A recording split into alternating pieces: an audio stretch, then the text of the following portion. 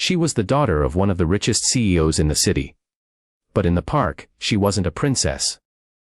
She was just a paralyzed little girl, watching life happen without her. No one dared to approach. Until a single father and his daughter walked in. What happened next would change all their lives forever. Imagine being a child, trapped in a chair while the world around you runs free. That was Emily's life. She had wealth, comfort, and everything money could buy.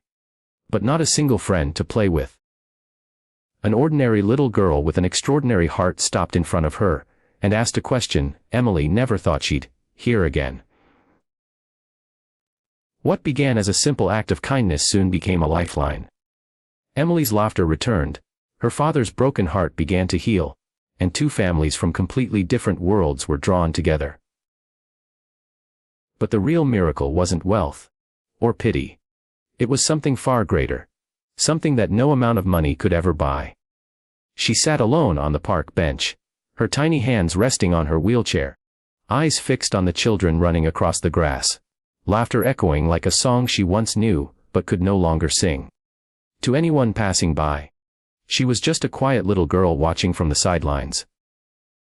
But to those who knew her story, she was Emily Collins, the only daughter of one of the most powerful CEOs in the city, Daniel Collins.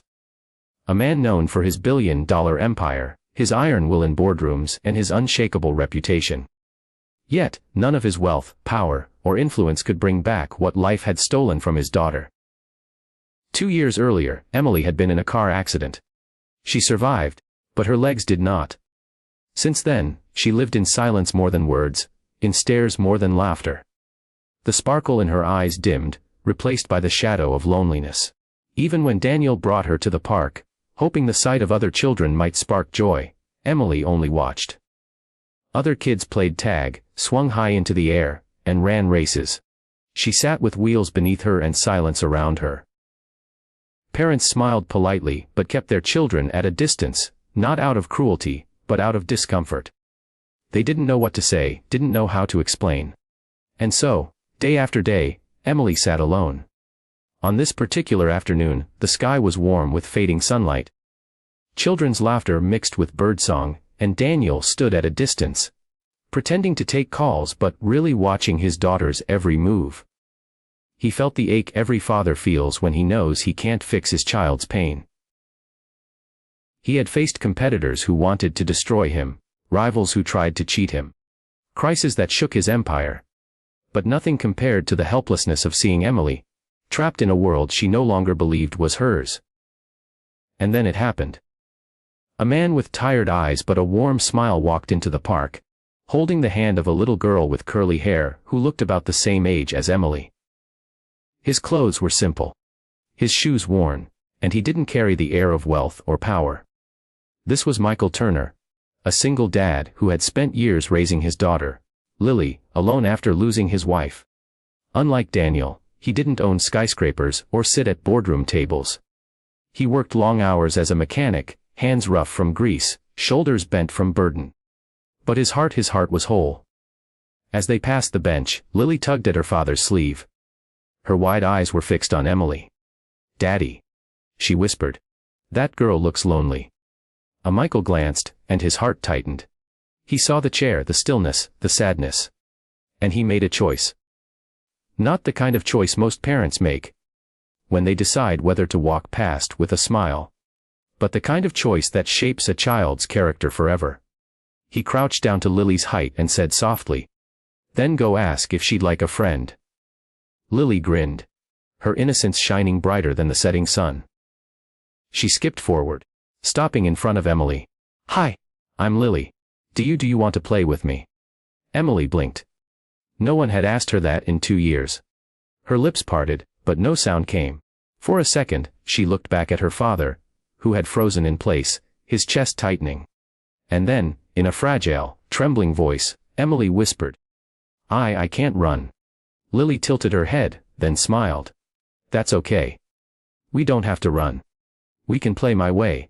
She gently reached for the handles of Emily's wheelchair. "Want me to push you?" For the first time in years, Emily's laughter broke through the silence as Lily pushed her across the grass, her hair flying back, her voice squealing with joy.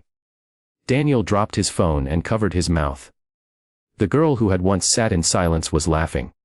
And all it took was a single dad and his little girl who didn't see the chair. Just the person.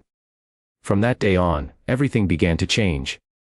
Lily and Emily became inseparable. Every afternoon after Michael's shift at the garage, he brought Lily to the park, and every time, Emily was there waiting, her eyes brighter, her smile easier. Lily found ways to include Emily in games. She tied balloons to the wheelchair, and called it a spaceship. She raced with her pretending Emily was her co-pilot. She even sat beside her on the bench when Emily grew tired, just to talk about school, dreams, and silly jokes. For Daniel, it was a transformation he had prayed for but never imagined. His daughter was alive again, not just breathing, but living. Yet, what surprised him even more was the man behind it all. Daniel had met countless men, investors, partners, competitors, but none like Michael. He was humble, straightforward, and carried an honesty that money couldn't buy. At first, Daniel offered him gifts. Free car repairs at luxury garages, financial help, even private school opportunities for Lily. But Michael always smiled and said no. "I don't need anything from you, Mr. Collins," he said one evening as the two men watched their daughters playing. "Your daughter doesn't need money. She needs someone who sees her. My Lily just sees a friend. That's enough." Those words hit Daniel harder than any business negotiation ever had. As weeks turned into months, Daniel and Michael grew closer. Daniel found himself opening up to Michael about the guilt he carried. The accident that took Emily's ability had happened in a car driven by a company chauffeur. And though it wasn't directly his fault, he had never forgiven himself. Michael listened quietly, then said something that changed Daniel's perspective. "Life breaks all of us, Daniel. Some of us lose people. Some of us lose strength, some of us lose hope. But healing doesn't come from fixing what's broken.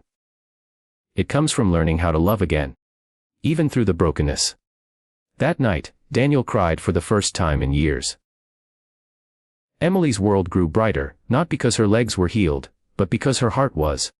She found confidence again, speaking louder, laughing freely, even daring to dream about things beyond her chair. She told Lily she wanted to write stories one day. Stories about heroes who couldn't walk but could still fly. And Lily promised to be her illustrator. One afternoon, as the sun painted the sky in golden strokes, Daniel watched the two girls chase butterflies. Lily on her feet, Emily in her chair, both laughing like they owned the world. He turned to Michael, his voice thick with emotion. "You saved her, Michael. You gave me my daughter back." Michael shook his head. "No, Daniel. She just needed someone who believed in her. My Lily only reminded her of what she already had inside." Daniel smiled. A rare, genuine smile, not the one he wore in meetings, but one born from gratitude.